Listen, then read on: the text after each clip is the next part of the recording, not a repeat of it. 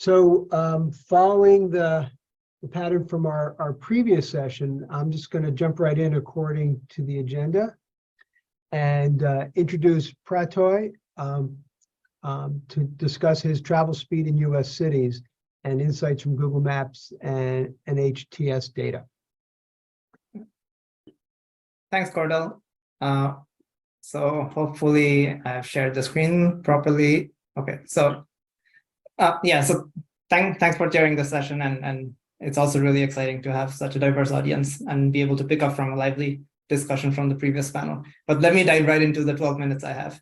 So for the last 7 years, I have been working with Victor Couture, Gilles Duranton, and Adam Storigard to leverage publicly available data on Google Maps to learn about motorized travel speeds and congestion in cities around the world. Billions of users around the world regularly use navigation apps like Google Maps to learn about real-time trip travel times and routes. And over the last 4 years, we have also conducted billions of such trip requests to Google Maps in thousands of cities, spanning almost every country in the world, and hundreds of millions in US cities alone. And we continue to simulate millions of Google Maps trips every day and at every hour of the day. These include real trips observed in the National Household Travel Survey, as well as millions of unobserved trips that we defined ourselves within cities.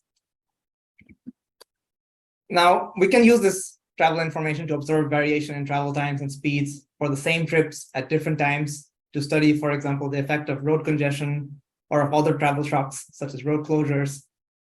We can also compare travel times across space, such as across neighborhoods, cities, even countries, in a systematic way. We can observe travel times on not just trips that are taken, but also ones that are not taken, but affect our choices of travel modes and trip destinations. And we can study very long-term changes in travel patterns, such as the effect of remote work, which my co-author will present on later today. Importantly, we get to generate all of this. We get to generate these insights, as well as a comprehensive database of historical trip data, and we get to do it very, very cheaply.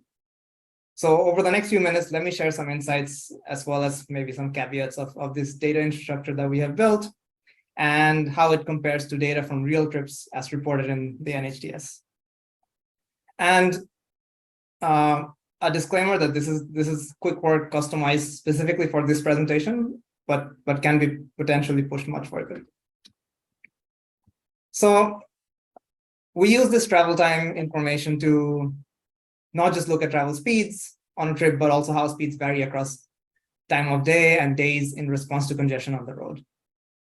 For example, we took 500,000 driving trips reported in the NHTS and have been simulating them on Google Maps repeatedly on different days and different times of days for the last few years. So here is some raw data from our simulations where I'm plotting average speed throughout the day for NHTS trips within all metropolitan areas and within the New York metro area.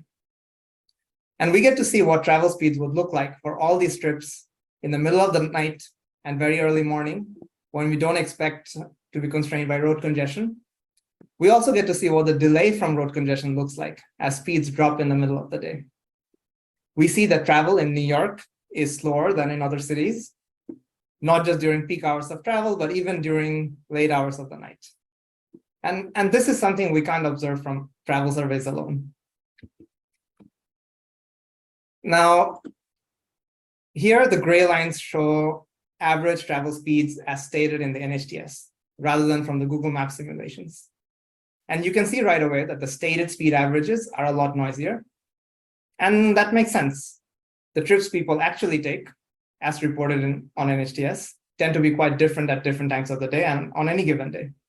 Our Google Maps simulations allow us to observe what the same trip would look like at a different time of day and average across different days. Of course, the sample of trips themselves may differ systematically across time and across cities. So we may want to treat sort of this aggregation of travel time slightly differently. So for instance, NHTS reported trip speeds in New York are actually, if you were to average the stated travel speeds, you would find that trips in New York are actually slightly faster than trips in the average US metropolitan area. And you'll find that they're higher than in much smaller MSAs like Gainesville, Laredo, and New Orleans. And this could happen for all sorts of reasons. Larger cities often have longer trips, and longer trips tend to be much faster. Trips to the city center are more likely to happen in the morning than later in the day, and so on. So instead of comparing average speeds, we're going to compute speed indices where we have controls for such trip characteristics. So here we're going to use a price index methodology that we developed in recent papers. And it's a bit like how people measure inflation across time and across space. Basically, we're going to think of a trip as a good, as a product, and speed as the price of this good. And we work with a comparable basket of trips in each city at any given hour of day. The simplest way to compute the speed index is in a regression where we have the speed as a dependent variable, and we control for things like trip distance, distance to city center, day of the week, and so on, to make our basket of trips as comparable as possible. And then we can estimate these speed indices for each city and each hour of the day. So we can plot these speed indices to see how speeds on our comparable basket of trips vary throughout the day relative to speeds at midnight in New York, as well as across all metropolitan areas. And having control for these trip characteristics, you can see that this graph captures even better, perhaps, the variation we expect to see throughout the day. We see the familiar twin peaks around the morning and evening peak hours of travel. And we can apply the same methodology to estimate speed indices using the stated travel times in the NHTS.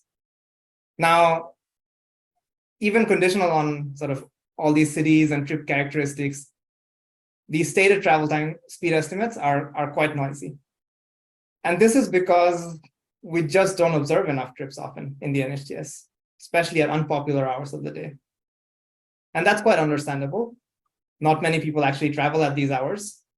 It is also costly for travel surveys to be both representative of people's travel patterns, but also informative of travel at different hours of the day for different types of trips for different cities. And this is where perhaps we see this Google Maps data could be a reasonable complement. Now, given this constraint, naturally, you may wonder if the NHTS trip sample adequately captures variation in travel times within cities. So instead of restricting ourselves to the thousands of NHTS trips, we constructed a new sample of trips between 2 million plus random origin destinations within large US cities. And these origin destinations cover city centers, built-up areas within cities, popular destinations as we identify them on Google Maps when we search for restaurants, schools, movie theaters from built-up areas in the city. And while doing so, we also made sure to mimic the distribution of actual trip distances and actual departure times that we observe in the NHTS. And then, like with the NHTS trips, we simulated them hundreds of millions of instances of these generated trips on Google Maps. And we use them to estimate new speed indices. So here, the lines in black show speeds from the real NHTS trip sample simulated on Google Maps. The lines in gray show speeds from our sample of made-up trips or generated trips. And we see right away that the drop in speeds between the night and day is a lot larger in the made-up random trip sample than in the observed NHTS trip sample. We can't yet say conclusively what exactly drives this gap between the real and generated trips, but this result itself is actually not that surprising. In fact, in reality, we know that the slowest trips at the slowest hours of the day are usually not taken. Travelers can switch to alternative modes of travel, perhaps more so in New York than in other cities, maybe, which is why we see sort of larger gaps. And even when they do drive, they can choose to reside in neighborhoods with better driving speeds to their destinations of interest. And perhaps some travelers are able to do so better than others. So the trips that are actually taken, right, may not necessarily be as slow as the trips that are not taken. Even so, and actually in another paper, I show that this sort of trip route and mode selection is actually quite prevalent among commuters in US cities. But even so, that actually brings me to the next item on my checklist, which is even when the unobserved trips are not taken, having information on them helps us study the choices that are actually observed. The choice of where to drive or ride public transit, or what time to depart and where to go. For example, we can use the simulated travel times to characterize the choice set of trips someone might face to their work destination from different residential neighborhoods in the city at different hours of the day, by different modes of travel, and so on. The more we know about the set of trips people choose to not take, the more we can learn from their chosen trips about their preferences, right? About their value of travel time relative to other features of travel, of residential neighborhoods, for preferences for departure times, so on. Also, characterizing such choice sets, even in one large city at one point in time, requires knowing about millions of unobserved trips, something that our data infrastructure now allows us to do very cheaply. But many such questions would be incredibly difficult to answer using only travel surveys. For example, the NHTS only reports a few thousand public transit trips across all US cities. And again, that's understandable. In most US cities, people don't ride public transit as much. There are also constraints on sample size and representativeness, right? So going back to the list I showed earlier, now our data infrastructure also allows us to systematically track these changes in travel times continuously over long periods of time. And we have been doing so for the last 4 years in all major US cities.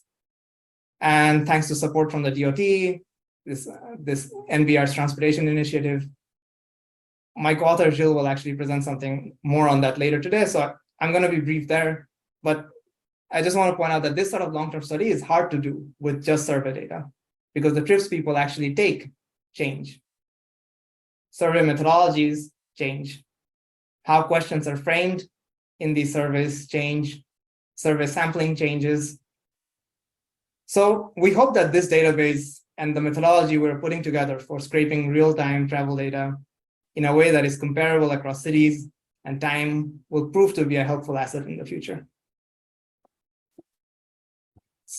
So to summarize, right? So we can observe variation within trips, across space, over sort of long periods of time for unobserved, unrealized, unreported trips, and we can do it very cost effectively.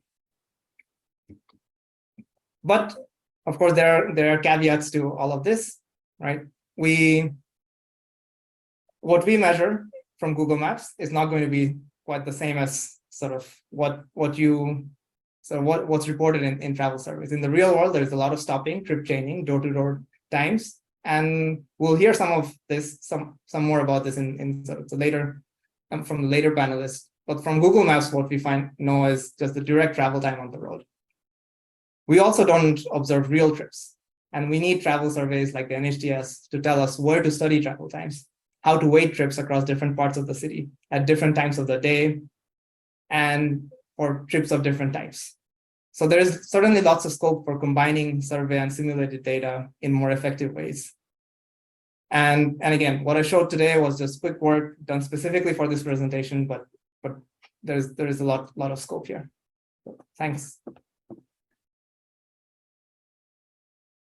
Thanks, Prottoy. I see some questions and observations in the chat, but I think we're going to hold them until all the speakers get a chance to present their piece. So we'll circle back, and please remember your questions when we come to that portion of the session. Thanks again, Prottoy. Thank you.